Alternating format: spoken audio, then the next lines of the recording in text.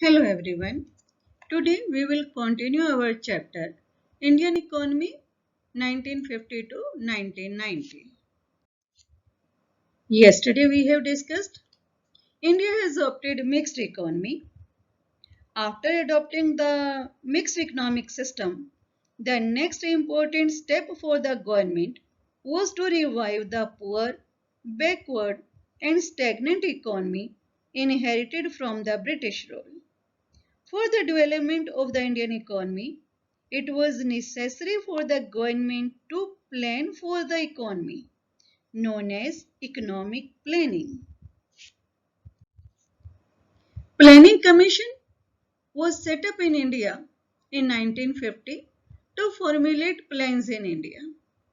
The Prime Minister was the chairman of the Planning Commission.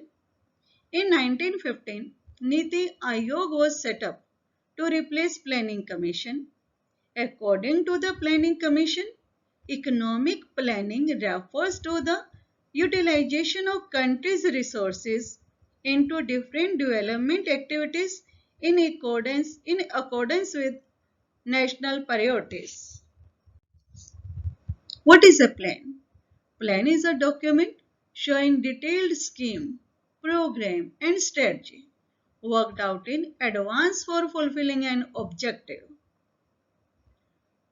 Reasons for making plan. Why we make plan? Planning is done to achieve some predetermined goals within a specific time period. It involves detailed analysis of the problems at hand and making conscious decisions to solve them. Goals of 5-year plans: growth, modernization, self-reliance, equity. You can learn GEMS. GEMS, G growth, E equity, M modernization, S self-reliance. Economic growth. Economic growth refers to increase in country's capacity to produce the output of goods and services within the country.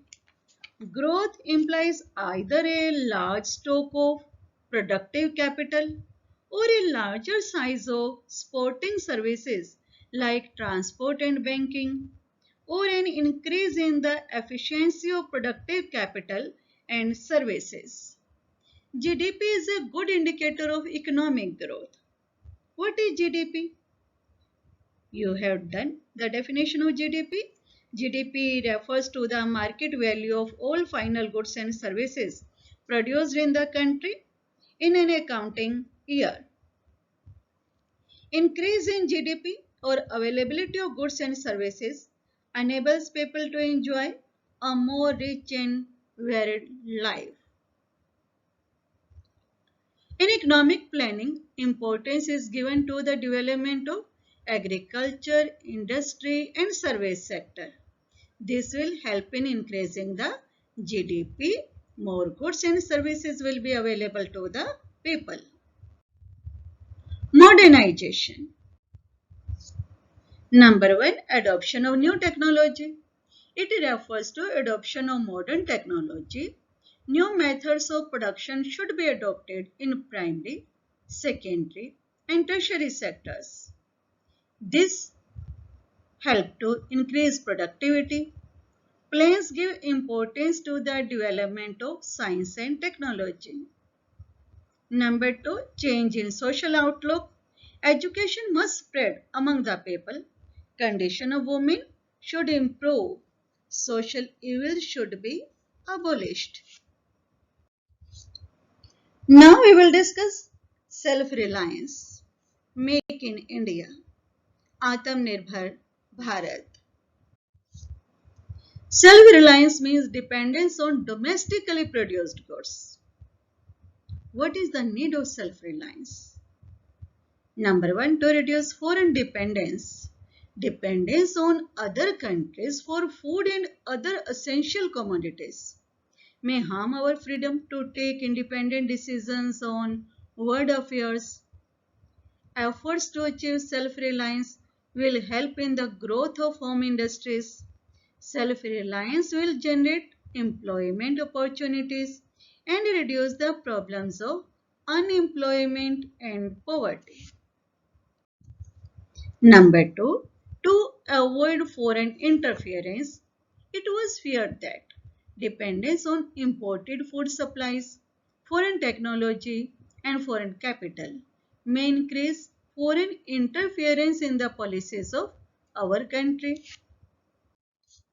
Number four, equity. Without equity, self-reliance, growth become meaningless. The benefits of economic growth should reach the poorer sections of the society. Everyone should be able to enjoy the basic facilities of life,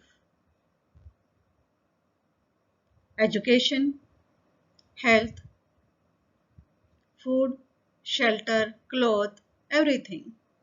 Poverty has to be abolished. The gap between the rich and poor should be reduced. Plans contained several programs for the poor people.